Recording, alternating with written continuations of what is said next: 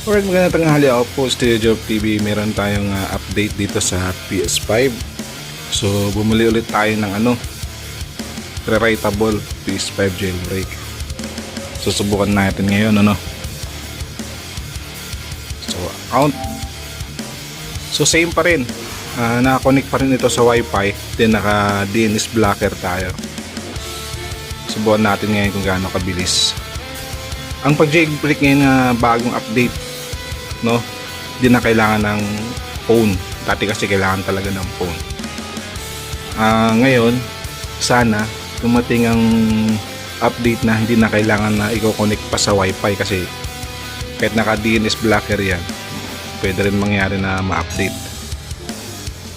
So, nakasalpak naman na yung Blu-ray disc. Subukan natin ngayon. Hintayin natin. Check natin kung ilang minutes. Unang pipindutin ay UMTX1.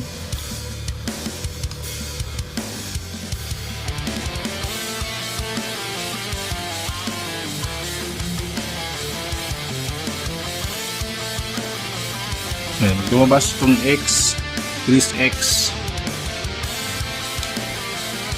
Sunod, F-loader. Nandiyan na kasi lahat nakalagay sa isang CD. Next natin. Debug settings na yan. Pag nawala, X ulit natin. Yan. Ayan, X ulit. Sunod, ATM. Ayan, pang huli.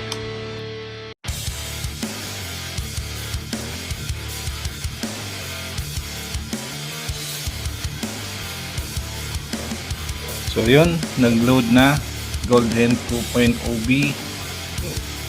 Yung bilis, umabot siya ng mga 3 minutes and 20 seconds. Ganun ang bilis niya. Ngayon, hindi nagagamit talaga ng phone. Exit natin. So yun, so ulitin na sana magkaroon ng panibagong update na hindi nako-connect sa wifi. Yun lang naman. Once again, ako po si Job TV. Magandang tanghali.